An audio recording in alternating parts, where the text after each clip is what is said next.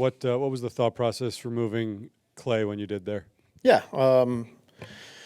So that fourth inning, he walked the bases loaded with the three lefties there. Seems like he was having a hard time landing the secondaries in the strike zone. And then I knew, we're up one. He's approaching 90 pitches there. Once he walks Yelich to lead off the inning, I knew I was gonna, I was gonna just give him Churio regardless. He got Churio out, and that was it. With Reed, he's obviously been so good for much of the season. He's had some hiccups over the last couple of weeks. What specifically did you see today, and what has been different as of late? Yeah, I feel like hitters are making adjustments of him.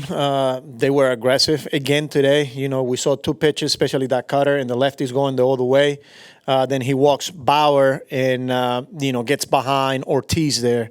And, trying to get a ground ball, maybe, pitch selection there and get a sinker, see if he can get a ground ball. And then he went with a pitch that he's able to land on the strike zone, and he's the cutter at this time. But again, leave it in the middle of the zone, and they're able to hit it out of the ballpark. So, again, I feel like hitters are adjusting to him and are being aggressive on that cutter. So he's going to have to make some adjustments there. Andy? You had a game a couple weeks ago where we found out after that you had to keep Holmes to about 85 pitches. Did you have a number in mind today for any particular reason? Not necessarily, but that's kind of like, once we hit that 90 pitch mark, and the game will tell you, how he's looking. And again, I thought the lefties were giving him a little bit of a tough time, especially after watching that fourth inning, and you watch that Yelich leadoff walk with three lefties coming up at 90 pitches there. I thought, he did his part there. Mark? On a day where you're going to fill 18 innings, is there a desire to try to, push him any more than? No. Once, when you got a guy that is at 90 pitches in 5 1/3, you asking what, 110 more pitches? That wasn't going to be the case. We got some other guys that can cover 18 innings. Abby?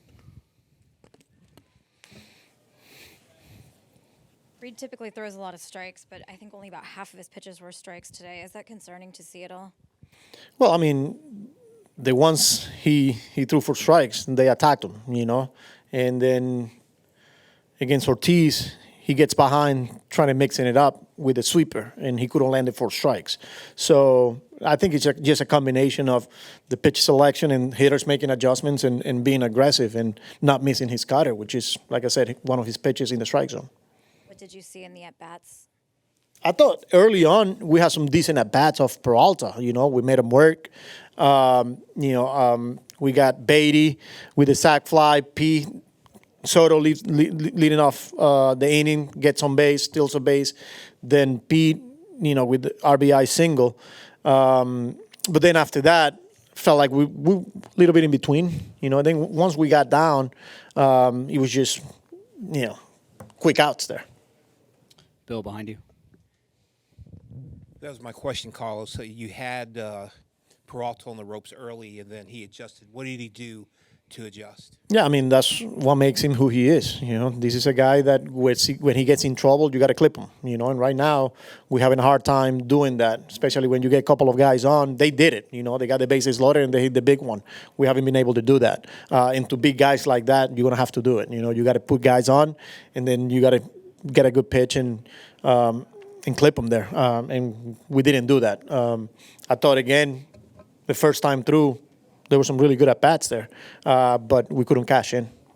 Andrew? I think Clay's walked 14 guys in his last 4 starts. Is there any common thread between all of those starts, just his lack of command at all? Yeah, I mean, I think, and that's part of the decision, going back to some of the questions that you guys were asking me, like the lefties, obviously. I just felt like, especially today, he was trying to use it, the secondary, the slider, sweeper, as a backdoor pitch as opposed to land it below the strike zone and get chases there. He's trying to be maybe a little bit too fine there, and that's when he started losing and walked some of the lefties there.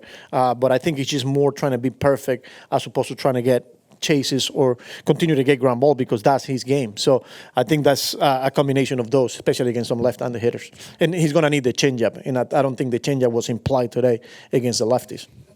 Zach. Carlos, when you look at this tough stretch, it's kind of coincided with Lindor in a slump. I think he's 7 for 60. How much has his struggles kind of hurt the offense as a whole? Well, not only Lindor. I feel like there's a couple of guys that are going through it, but obviously we know how important he is. But again, it's not just one guy. He's as a whole. We got a few guys that are going through a tough stretch right now. So we just got to continue to support him. We know that when he's going, it's a lot easier for a lot of the other guys behind him. But it's hard to put all the pressure on him. Understanding that they're human, they're really good players, and they're going to struggle at times. And right now, he's going through one of those stretches. Roger. Carlos, just to clarify something that you were talking about before the game, you were talking about the rainouts here and in the minor leagues for Minaya, and you said that he wouldn't be able to make another appearance on Sunday. Was he part of the calculus for starting? No, in the minor leagues, rehab.